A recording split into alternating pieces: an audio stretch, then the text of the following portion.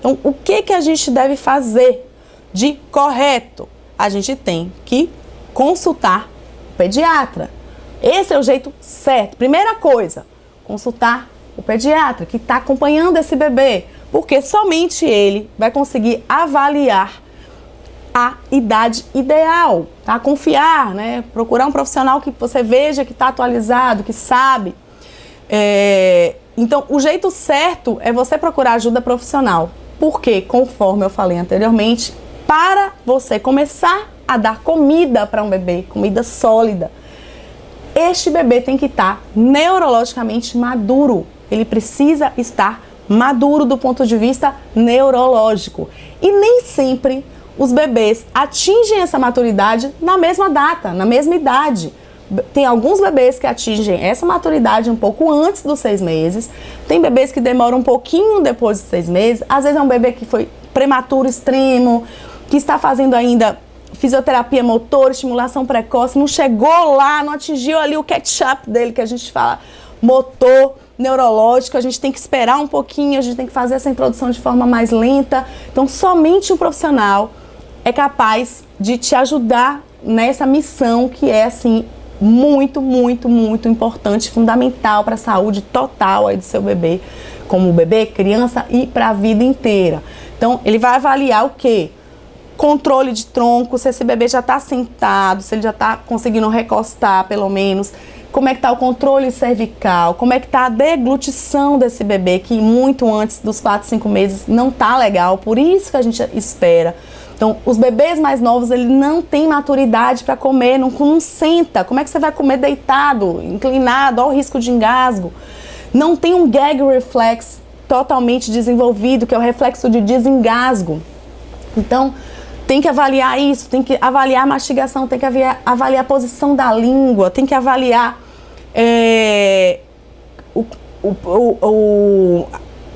o trato gastrointestinal, o trato digestório, como é que estão as fezes, como é que tá esse cocô, consistência, quantidade, o abdômen está distendendo, não está, como está a evolução, está com cólica ainda, não está, significando que tem uma imaturidade aí de absorção, pode ser, renal, maturidade renal, tudo. A gente tem que avaliar o bebê como um todo, peso, comprimento, desenvolvimento global, para você decidir se você vai começar naquele momento, um pouquinho antes ou um pouquinho depois. Normalmente, por volta, a grande maioria, eu diria que mais de 90%, a gente começa e deve começar por volta dos 6 meses de idade. Às vezes um pouquinho antes, 5 meses e pouco, 5 meses e meio. Às vezes um pouquinho depois, 6 meses e meio, mas não muito, nem, diria entre 5 e 7 meses, né? Seria um desvio padrão aí adequado. Boa noite, Dani. E por isso que a gente não deve começar antes. Se o trato gastrointestinal ainda não está maduro, esse bebê pode ter sangramento intestinal, pode ter desabsorção, mal absorção de alguns nutrientes. Se o trato renal tiver com alguma imaturidade ainda, pode acontecer o que aconteceu com a bebezinha do exemplo que eu dei de 2 meses, que pode ter uma insuficiência renal, um excesso de sódio, de potássio, que ele não sabe lidar ali, e mais risco de engasgo. Os bebês que, eu até botei isso na enquete, os bebês que começam a se alimentar muito cedo, eles têm mais risco de contaminação do alimento, porque para você preparar os alimentos, eles têm vírus, bactérias, né, do ambiente, tem micro-organismos, e o bebê não passou ainda pela fase oral adequadamente, ainda não se fortaleceu imunologicamente para começar a comer. Então ele não consegue lidar, o sistema imunológico do bebê não consegue lidar com isso ainda. Então, mais risco de se contaminar, de ter infecção intestinal, mais risco de ter alergia alimentar, se você introduz fora da faixa ideal, principalmente naqueles que são predispostos, que têm familiares de primeiro grau que são alérgicos. Então, são vários problemas que podem acontecer se você sair dessa faixa ideal, se você não tiver uma orientação profissional.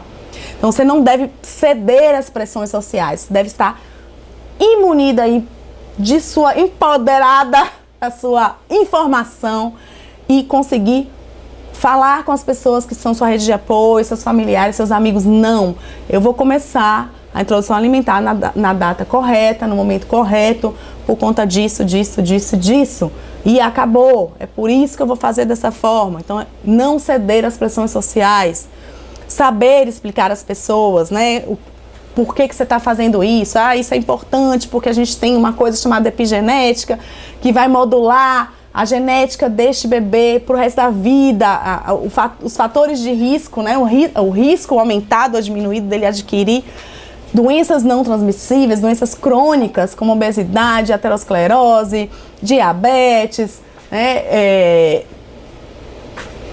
Algumas cardiopatias como infarto.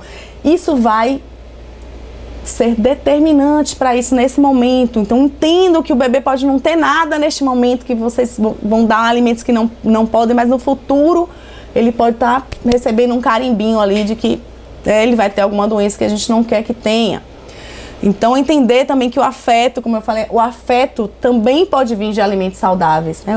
A forma de você preparar o alimento, a forma de você dar um alimento, de você mostrar que comer de forma saudável é importante. Então, um afeto pode estar numa cenourinha, o afeto pode estar num brócolis, o afeto não precisa estar no pão de queijo, não precisa estar no chocolate, não precisa estar, né, no biscoito recheado. É claro que mais pra frente, quando tiver maiorzinho, né, vai comer alguma besteira, eventualmente, ok. Mas nesse início, nesses primeiros 1000 dias, esse afeto não pode estar condicionado a alimentos não nutritivos e que fazem mal à saúde, né? Pensem bem no que vocês estão ensinando ao bebê. Então, às vezes, chega lá na frente, meu filho não quer comer, não está comendo bem.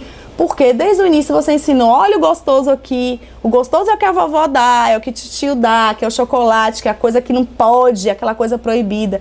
E o que os pais tentam fazer de saudável não é legal, é chato. Então isso vai sendo incutido no dia a dia desse bebê, dessa criança, e chega mais lá na frente você não consegue controlar.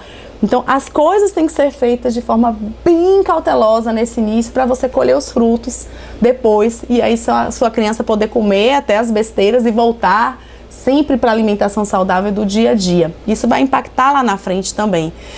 Discutir e entender as várias formas de apresentação e a progressão de texturas. Então isso quando você faz junto com o profissional, ele vai te orientar, olha, ele não está tão maduro ainda para comer tal pedaço de tal tamanho. A gente começa com amassadinho, a gente começa com picotadinho, a gente começa com essa forma meio de purê ou de papa, mas com alguns grânulos, e depois a gente vai evoluindo as texturas de acordo com a idade e a maturidade de cada bebê e a aceitação de cada bebê.